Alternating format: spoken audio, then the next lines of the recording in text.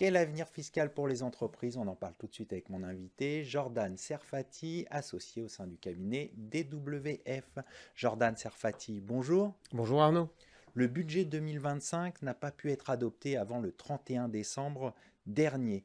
Quelles sont les circonstances de cette situation exceptionnelle? Alors en premier lieu, cette circonstance est due à la dissolution de l'Assemblée nationale qui a été annoncée par le président de la République en juin dernier. Du fait de cette dissolution, le Parlement s'est retrouvé fragmenté et il en résulte une instabilité politique.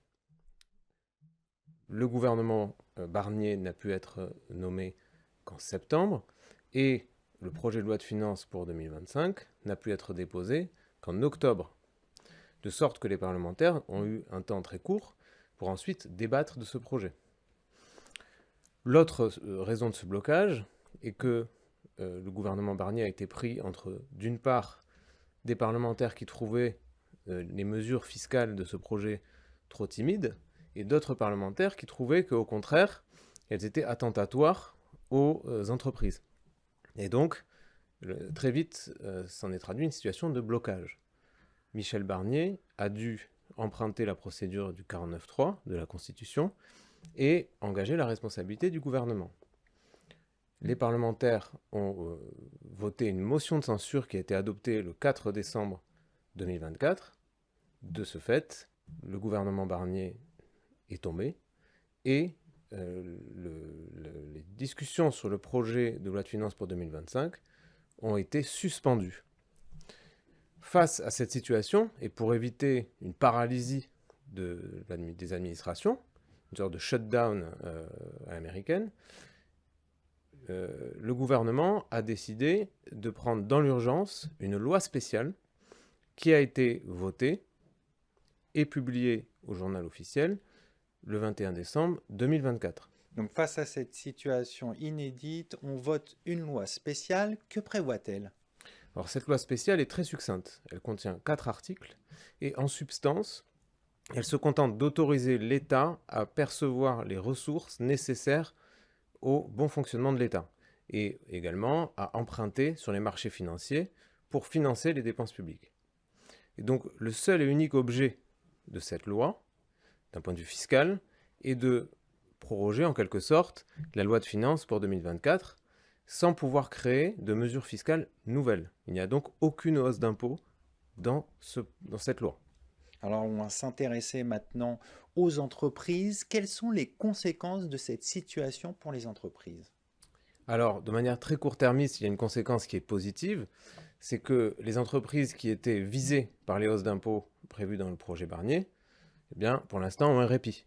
Bien sûr. Certaines entreprises ont même accéléré, anticipé des distributions de dividendes avant le 31 décembre 2024 pour pouvoir faire bénéficier à leurs actionnaires de l'imposition à un taux connu, hein, sans subir des éventuelles augmentations qui pourraient survenir dans le cadre de l'adoption d'une loi en 2025.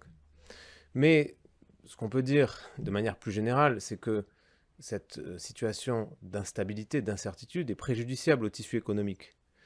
Les entreprises l'ont exprimé par la voix du président du MEDEF, Patrick Martin, qui s'est exprimé et qui a indiqué que la plupart des entreprises sont dans une position attentiste et que même certaines d'entre elles ont mis en suspens des décisions d'investissement. Donc si cette situation perdure, ce sera évidemment néfaste pour notre tissu économique, pour nos PME, pour nos startups. On comprend que l'économie est au ralenti du fait du non-vote du budget. Donc on est dans l'attente, mais évidemment, le projet de loi de finances va finalement être adopté prochainement. Est-ce qu'on doit s'attendre à la reprise des mesures qui étaient prévues dans le projet de loi de finances initial, ou est-ce qu'on peut s'attendre également à des hausses d'impôts? Alors on sait que le gouvernement Bayrou privilégie une reprise du projet initial, hein, donc une reprise des débats sans dépôt d'une nouvelle loi qui écraserait la précédente. Donc les mesures qui étaient dans le projet initial seront rediscutées, donc le processus législatif reprend son cours. Dans ces mesures, on a 2 mesures phares.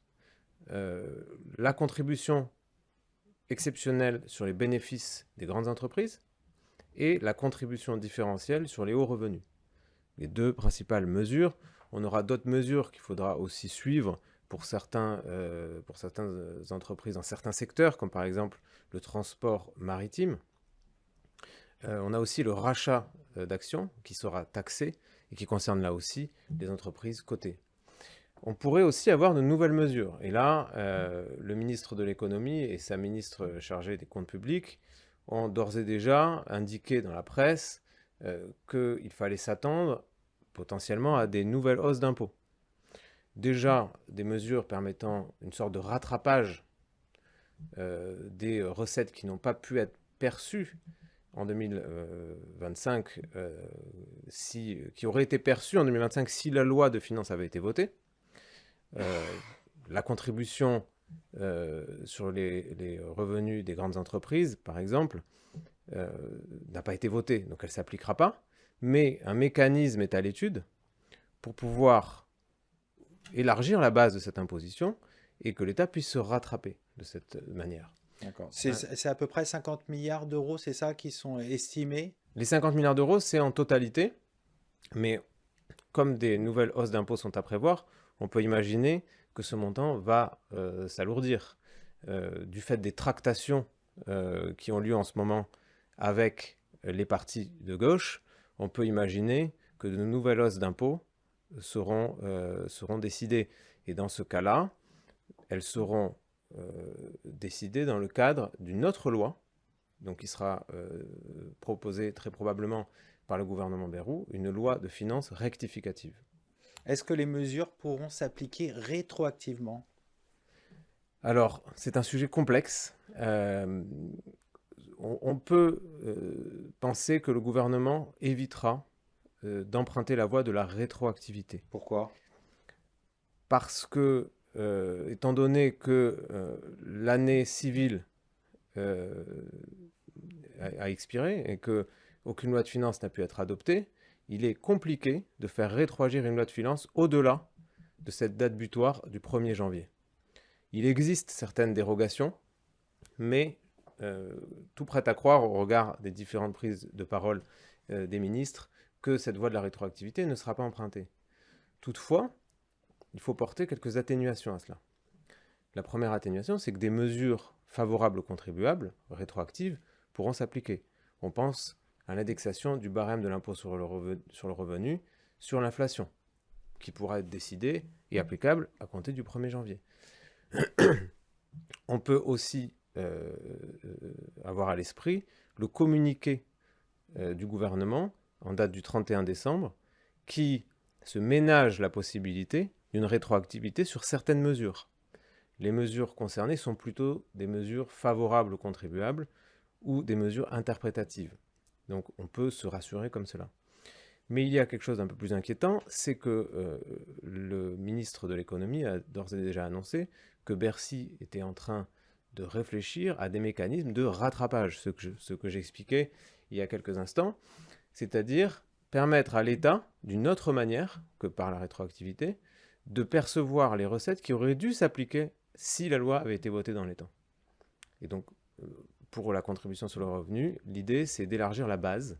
On n'a pas encore tous les éléments de ce mécanisme, mais nul doute qu'on aura un peu plus de précision dans les prochains jours. On va suivre tout ça avec attention. Merci Jordan Sarfati d'être venu sur notre plateau. Je rappelle que vous êtes associé au sein du cabinet DWF.